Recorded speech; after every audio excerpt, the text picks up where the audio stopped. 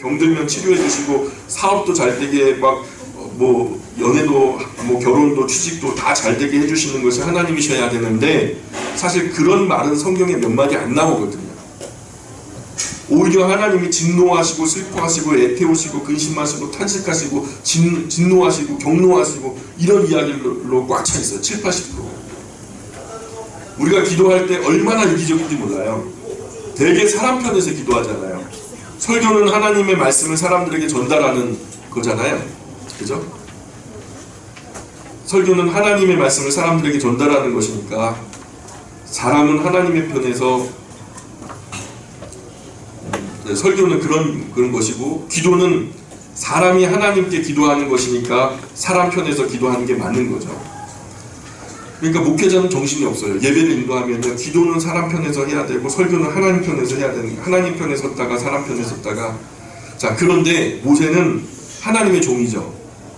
하나님이 굉장히 화가 나셔서 이스라엘 백성과 말씀도 안 하시고 하나님이 함께 하시는 아무 증거도 나타나지 않으면서 고난이 오래 지속되다 보니까 이때는 사람 편에 서서 하나님께 기도를 하는 입장으로서 그렇게 얘기하죠. 하나님이야 영원 무궁토록 사시니까 오래 토라지셔도 괜찮을지 모르지만 하나님 우리는 눈 깜짝하면 없어지는데 하나님께서 그렇게 오랫동안 진노하시면 우리 일평생이 하나님의 진노 중에 그렇게 쓸쓸하게 지나가 버리고 맙니다. 이렇게 얘기하는 거죠. 그래서 성경을 보면 하나님께서 화가 나셔서 한번 진노하시면 몇 년 몇 개월 정도가 아니라 막 10년 20년 많게는 막 40년 막 430년 400년 이렇게 진노가 안 풀려요. 그래서 400년 만에 자기 아들을 십자가 위에서 그래서 막 희생 제물로 찢어 죽이시면서 말라기에 보니까 그러죠. 말라기에 뭐라고 말씀하죠? 그래서 말라기에서 뭐라고 말씀하냐면 하나님께서 내가 너희들을 마지막에 헤어지는 순간에 그래도 뭐 내가 충분히 너를 최선을 다해서 사랑했다는 걸 가르쳐 줘야 되니까 하나님께서 내가 너희들을 진짜 진심으로 사랑했다 이렇게 말하거든요. 그랬더니 이스라엘 백성들이 뭐라고 말하냐면 하나님이 언제 우리를 사랑하셨습니까? 그래 막 따지거든요.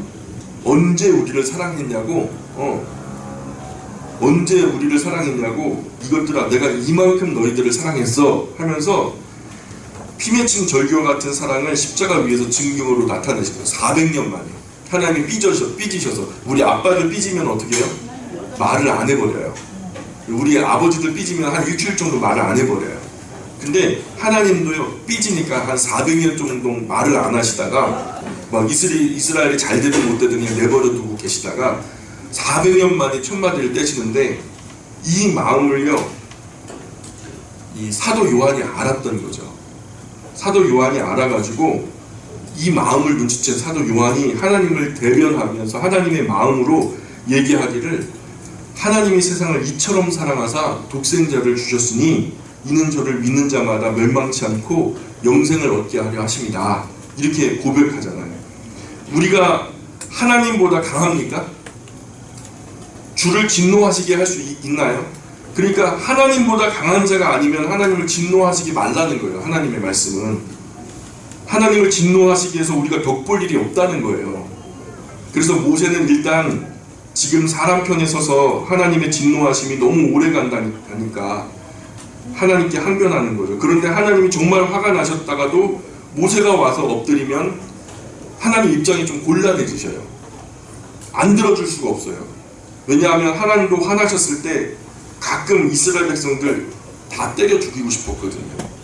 그래서 광야에서 몇 번씩이나 그냥 죽여버리고 다 끝내버리겠다고 막 각오하시면서 막 진노의 불을 활활 타오르실 때 그래서 막 그대로 그냥 내쳐버리면 이스라엘 백성들이 10번이고 죽었을 거거든요. 그런데 모세가 나서서 하나님 그럴 바에는 차라리 내 이름을 당신의 생명책에서 지워버려 주세요 하면서 모세가 나서가지고 중재자가요 내 이름을 생명책에 지워버려 달래요. 그러면서 막 납죽 엎드려 버리니까 하나님이 진노하시다가도 모세를 생각해가지고 함부로 못 하시는 거예요.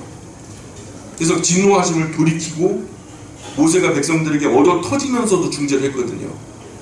그렇게 모세가 하나님과 사람들 사이의 중간 역할을 제법 성실하고 진실하게 잘해왔기 때문에 모세가 엎드리면 하나님이 난감하신 거예요. 분노가 일어났다가도 자신 앞에서 성실하고 진실하게 하는 한 종을 바라보면서 위로를 받으시면서 진정하시는 거예요. 광야에서 40년이나 하나님이 모세를 부려먹으셨잖아요. 거기 그때 무슨 사택이 제공됐습니까? 자가용이 제공됐습니까? 아니면 자녀 교육비가 제공됐습니까? 뭐 후생복지 뭐가 됐어요? 노령연금이라도 뭐 넣어줬습니까? 여러분 아무것도 신경 써주지 않았거든요. 하나님이. 이 광야 떠도는 생활하면서 모세가 얼마나 고생했는지 하나님이 잘 아세요. 맨날 얻어 터지면서도 하나님 말씀대로 그냥 하려고 어렵게 힘들게 목회했기 때문에 모세나 사무엘 같은 분들이 엎드리면 하나님이 난감하신 거예요. 안 들어줄 수가 없는 입장이죠. 성경에도 의인의 간구는 역사하는 능력이 많다 이렇게 우리에게 얘기하거든요. 모세 같은 의인이 세상에 어디 있겠어요. 그죠? 그런 모세가 엎드려서 하나님이야 영원 속에 사시니까 시간 위에 거하시니까 별 문제 없이 지나가시겠지만 우리 같은 사람은 한 뼘 크기 시한부 같은 삶을 살게 해놓으시고 이렇게 오랫동안 진노를 하시면 우린 어쩝니까? 이렇게 모세가 이제 기도를 하는 내용이 주된 내용이죠. 그러니까 우리가 말기암에 걸려서 사형 선고 안 받아도 사실 우리는 모두 다 시한부 인생을 사는 거예요. 네? 우리 인생 내일이 약속되어 있는 것이 아니잖아요. 그죠? 그러면 우리가 오늘 우리에게 주어진 하나님의 일에 이런 종국사적인 마음으로 다가 앉아 있어야 되는 거죠. 오늘의 충성이 마지막이 될 수 있다는 마음으로 저는 오늘 전하는 이 말씀의 메시지가 마지막일 수도 있다는 마음으로 그러니까 그런 마음으로 이렇게 준비하고 서는 거거든요. 지금 이 시점에서 시편 90편을 안 들으면 이 자리에서 두 번 다시 듣지 못하시는 분들이 있을 수 있다라는 생각을 가지고 이 자리에 서기 때문에 될 수 있으면 이 자리에 다 참석하시고 될 수 있으면 다 눈 뜨시고 될 수 있으면 다 똑바로 들어주셨으면 좋겠어요. 그런 마음으로 준비를 했는데 그런 무게로 받지 않으면 전하는 사람이 섭섭한 거예요. 그렇게 하면 사실 저는 전하는 자세부터가 달라지거든요. 최선을 다하게 됩니다. 왜요? 시한부 인생이니까. 얼마 살지도 못할 시한부니까 장기나 바둑은 한 판 더 두면 되죠. 뭐 지면 오목 같은 거야 뭐 12판이도 더 줘도 되죠. 근데 인생이 그런 것이 아니잖아요. 또 둘 수 있는 게 아니잖아요. 그래서 하나님께서 우리에게 무언가를 맡기셨을 때는 사실은 최선을 다해야 되는 거예요. 사사라위 엮을 것이 아니에요. 교회에서 우리가 봉사를 하고 뭐 할 때 최소한 예배를 드릴 때는요 우리가 사사로이 여길 것은 아니에요. 내 인생 마지막 예배다라는 생각을 가지고 우리가 그렇게 좀 불편하더라도 모자라더라도 하나님께 다가앉는 것이 옳은 거예요. 자, 5절부터 볼까요? 5절. 주께서 그들을 홍수처럼 쓸어가시나이다. 그들은 잠깐 자는 것 같으며 아침에 돋는 풀 같으니이다. 풀은 아침에 꽃이 피어 자라다가 저녁에는 시들어 마르나이다. 우리는 주의 노에 소멸되며 주의 분내심에 놀라나이다. 90편 8절 볼까요? 90편 8절. 주께서 우리의 죄악을 주의 앞에 놓으시며 우리의 은밀한 죄를 주의 얼굴빛 가운데 두셨사오니 우리의 모든 날이 주의 분노 중에 지나가며 우리의 평생이 순식간에 다하였나이다. 우리의 연수가 70이요 강건하면 80이라도 그 연수의 자랑은 수고와 슬픔뿐이요 신속히 가니 우리가 날아가나이다. 저는 이 말 때문에 아까 초반에 이게 모세의 시라고 분명히 표제는 말하고 있지만은 모세가 쓰지 않았을 거라는 생각이 드는 이유가 뭐냐면 자기는 몇 살 살았죠? 모세가 몇 살 살죠? 이것도 모르면 진짜 심각한 건데 모세가 몇 살 살죠? 120세 살거든요. 40년 왕궁 생활하고 40년 광야 생활하고 40년 사역하잖아요. 모세가 120살 살아놓고 우리의 연수가 70이요 강건하면 80이다. 여러분 이렇게 말하는 게 자연스러워요? 부자연스러워요? 아니 자기는 120살 살아놓고 우리의 연수가 70이요 강건하면 80이라고 말하면 이치에 안 맞잖아요. 근데 재밌게도 모세의 후계자 여호수아는 몇 살까지 살았는지 알아요? 모세보다 딱 10년 덜 살았어요. 몇 살까지 살았게요? 110세까지 살았어요. 그러니까 이 말은 다윗 시대나 할 수 있는 말이에요. 모세의 시대만 해도 120세, 110세, 100세 넘어서 충분히 많이 살았거든요. 그래서 내용으로 보자면 모세 스스로 하기는 어려운 말이에요. 염치가 있으면. 예. 그래서 내용으로 보면은 하나님 앞에 기도하는 것이 모세 같은데 10절을 보면은 다윗의 시가 아닐까 조심스럽게 추측이 되는 거예요. 그래서 시편에서 누구시인지 모르면은 무조건 누구시라고 찍어야 된다고요? 예? 시편에서 시를 가장 많이 쓴 사람이 누구죠? 다윗. 웬만하면 누구로 찍으시라고요? 예, 그래서 다윗이라고 찍으면 거의 7, 80%는 맞아요. 그러니까 지금 저도 그렇게 다윗이라고 여겨요. 그래서 다윗이 하도 시를 많이 썼으니까 남자들이 모이면은 무슨 이야기 합니까? 군대 이야기 하죠. 근데 웃기는 것은 자기가 있었던 군대가 고생 제일 많이 했대요. 예? 고생 제일 많이 했대요. 고생했다고 말하면서도 또 한면으로 조금 있다 보면은요, 자기가 군생활 제일 편하게 했대요. 자기가 혜택을 제일 많이 받았대요. 편하게 지낸 것도 자기고 가장 고생 많이 한 것도 자기고. 그러니까 다 그래요. 이걸 고생을 했다는 건지 고생을 하지 않았다는 건지 잘 모르겠어요. 근데 우리 인생이 석가모니의 말처럼 고해, 인생 전체가 병로생사 다 고생 덩어리라는데 수고와 슬픔뿐이다. 행복한 날들, 또 합격하고 며칠 좀 행복하죠. 또 인생 전체 취직하고 며칠 행복하고, 또 결혼하고 며칠, 아기 낳고 며칠. 우리 담비 간사님 대기업 들어가가지고 너무 좋아하셨는데 지금 기쁨이 커요? 아니면은 업무 부담이 커요? 업무 부담이 훨씬 크대요. 표정이 말하는데요. 그냥 십수일 행복하다 고생하다 인생 다 가버리는 거죠. 가만히 돌아보면 참 즐거운 날이 많지 않아요. 매일 수고하고 근심하고 탄식하고 염려하고, 돌아보면 별 염려할 것도 아닌 것을 가지고 염려하고 아무것도 아닌 것에 집착하고, 그러다가 인생 대부분 날아가 버려요. 내가 쓸데없는 일에 분주하고 살았구나.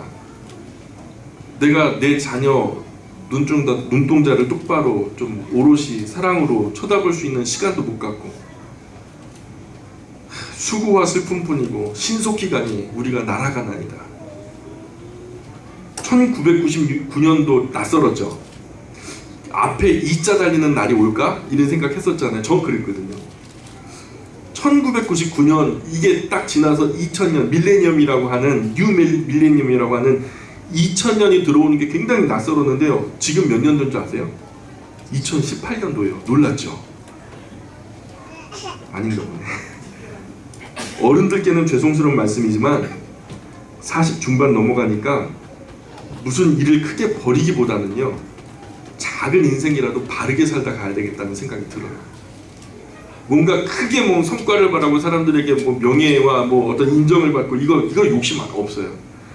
하나님 앞에 적어도 뭔가 큰 그 성과를 이루지는 못했지만 바르게는 살다 왔다는 평가 하나는 받고 싶은 생각이 들어요. 그러기 위해서는 우리의 삶의 파일을 좀 줄이셔야 돼요. 삶의 바퀴를 조금 줄이셔야 된다고요. 여러분, 이 정도로 바쁜 거는 비정상이에요. 세계적으로 우리나라가 진짜 또라이 나라예요. 또라이 나라. 정말 바보 멍충이 같은 나라예요. 일하다가 인생 다 가버려요. 줄이셔야 돼요. 줄이셔야 된다고요. 아멘 하세요. 아멘. 11절 보세요. 누가 주의 노여움의 능력을 알며 누가 주의 진노와 두려움을 알리니까. 사실 인간들이 하나님 얼마나 두려운 분인지 얼마나 노하고 계신지 잘 몰라요. 그죠? 하나님 마냥 좋다, 하나님 마냥 사랑이다 착각하지 마세요. 하나님요 7, 80%가 아니라 8, 90% 분노하시고 지금 화내시고요 노하고 계신 분으로 성경 묘사하고 있거든요. 12절 보세요. 우리에게 우리날 계수함을 가르치사 지혜로운 마음을 얻게 하소서. 80평생이라고 한다면요, 한 25년은 공부하고 군대 갔다 오고 취직하고 그러느라 정신없죠. 25년은 그냥 그렇게 정신없이 지나가요. 준비하느라고. 군대 갔다 오면 후딱 지나가 버리고, 그 안에는 거의 아무 일도 제대로 하기가 어려워요.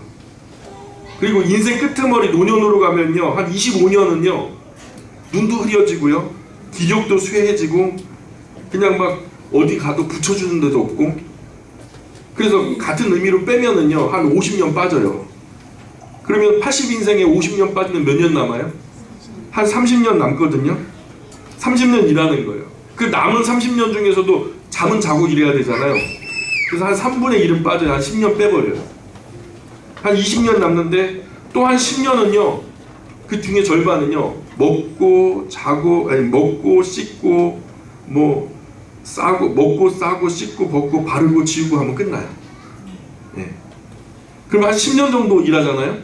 이 10년 정도에도 휴일 빼야 되잖아요. 휴일 같은 거 한 2, 3년 정도 빼면 한 80년 산다 해도 실제적으로 일하는 기간 한 7, 8년 일하나 마나 하죠.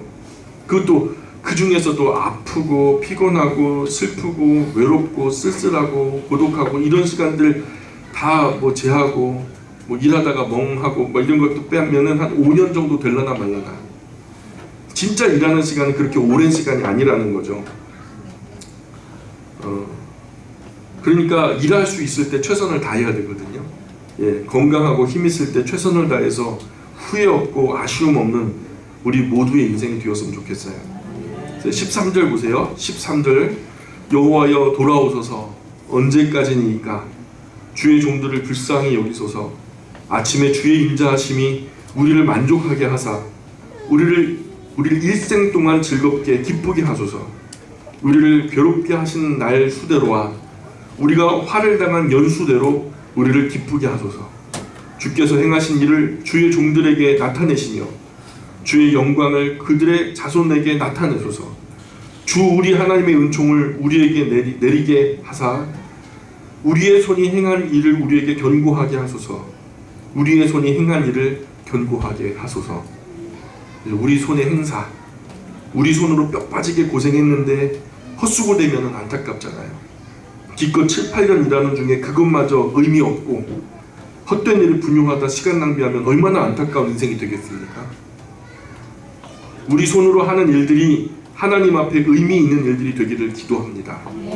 우리 손으로 하는 일들이 하나님 앞에 참 아름다운 열매가 되기를 소망합니다. 그래서 하늘에 영원히 잃지 않는 복된 상급이 되기를 저는 기도해요. 우리 손으로 하는 일들이 견고해서 다음 세대의 복된 유산이 되기를 기도해요.